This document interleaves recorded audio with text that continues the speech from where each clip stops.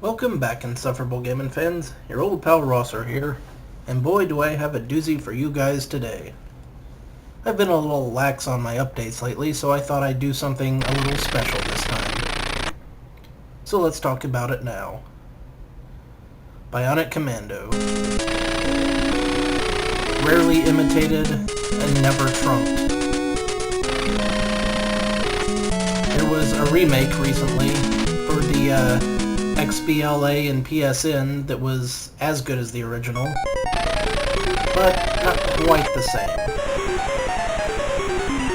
So the story is, these guys who are obviously not analogs for Nazis, or Cobra Commander, have a secret weapon, and also, the Federation has sent out Super Joe, who is a freaking hero, no matter what the retcons say. Yeah, so this is going to be a sore point. They made a direct sequel to this game on the PS3 and X360. And while the gameplay was decent, the plot sucked. So we're just going to pretend that it never happened, and instead we're only going to count the remake Bionic Commando Rearmed and Rearmed 2 in the canon of this game. So, if you don't know anything about Bionic Commando yet, let me fill you in. You are Nathan Rad Spencer, and you have to infiltrate the enemy area and rescue Super Joe. What makes this game different is that you can't jump. Instead, you have a grappling hook arm. So here's the main map.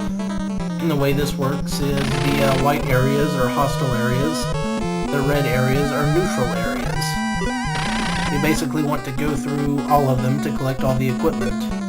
We can transfer to a new... And that's the neat thing, you can go to pretty much anywhere right off the bat, but we really want to start out with the first area first, because you want to collect items and hit points, for lack of a better term.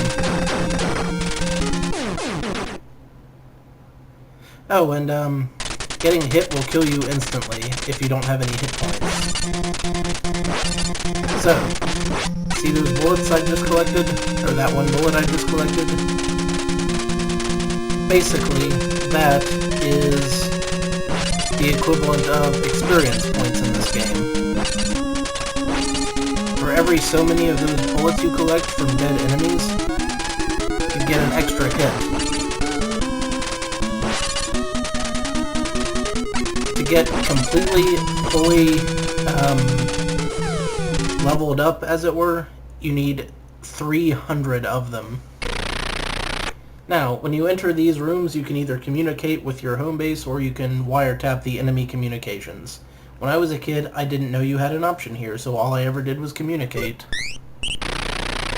Which is all you really need to get through to the end of the game, because this actually opens up later sections of the level.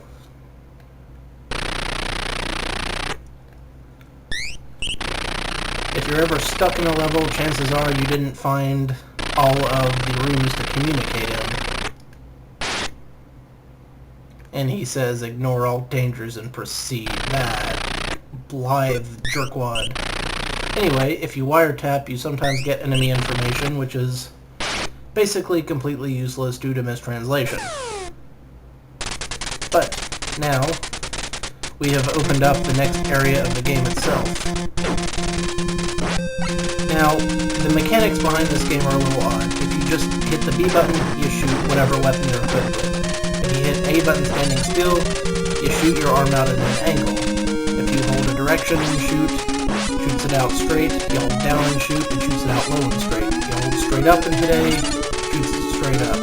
Now, when you're attached to something with your bionic arm, you hit A to reel in, and you hit up to climb up.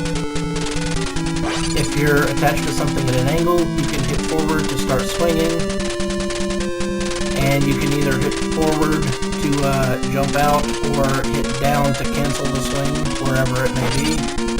If you hit A while you're swinging, you reel in and gradually stop, at which point you can also climb up. It's lot more difficult to actually explain than it is to just get a feel for it, if that makes any sense.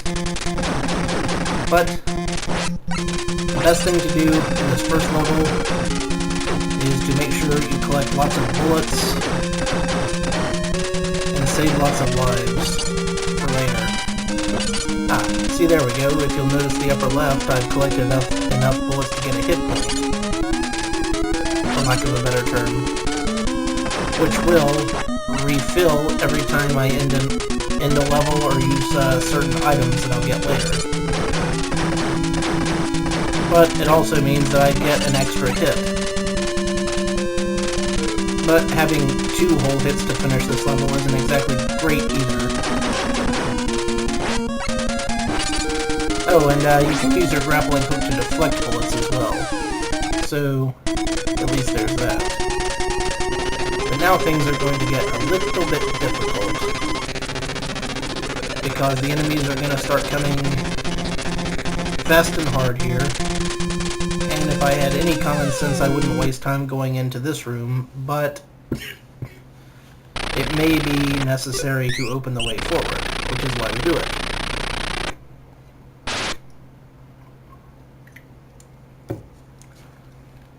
Right.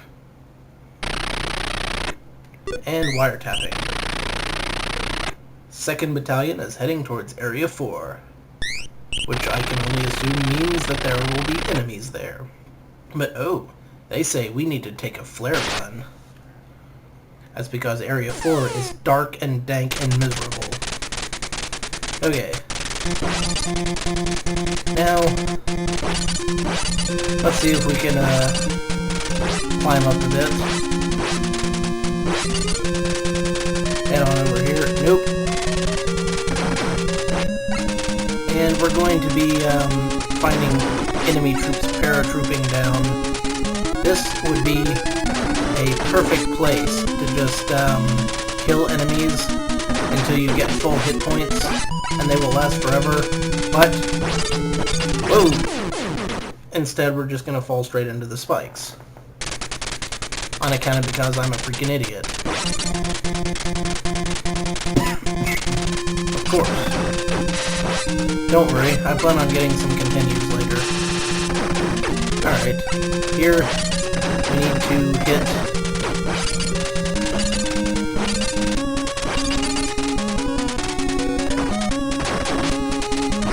myself in the face for being an idiot, is the way that sentence ends.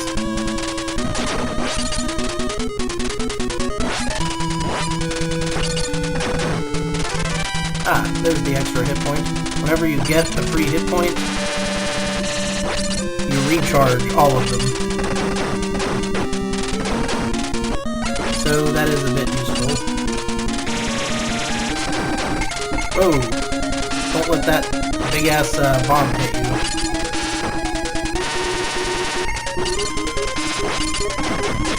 Come on. Excuse me, I've got a bit of a cough at the moment. We can hang out here, as it were. There we go. And now we go into the boss room. 2 lives later. Now, this is very dangerous. Main objective: kill the computer mainframe.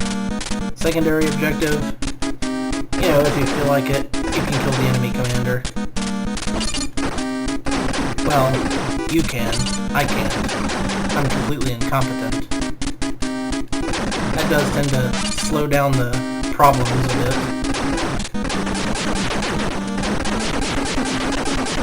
Now we can pretty much just hang out here and blast that into oblivion.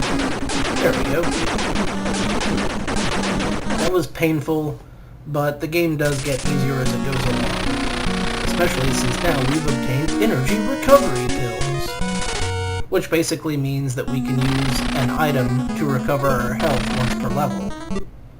And that was the wrong button. We want to transfer to Area 13, the neutral zone. let's head on down here, shall we? We can select our equipment, including said energy pills. And that third thing is actually a enemy decoder. We can hit up on certain people to speak to them in the neutral zone. And if we fire a weapon at all in the neutral zone, we will suddenly be attacked. So just don't do it.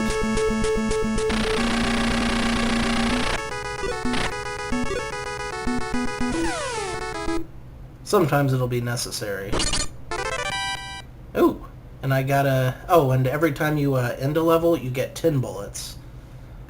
So, that plus that one gave me my third extra hit point. So now we're actually getting to where we might be able to do something in this game. And they've prepared some flare bombs for us,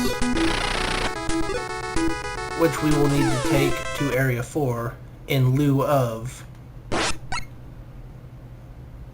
Yeah, don't try to swing across that pit. I've screwed that up so many times.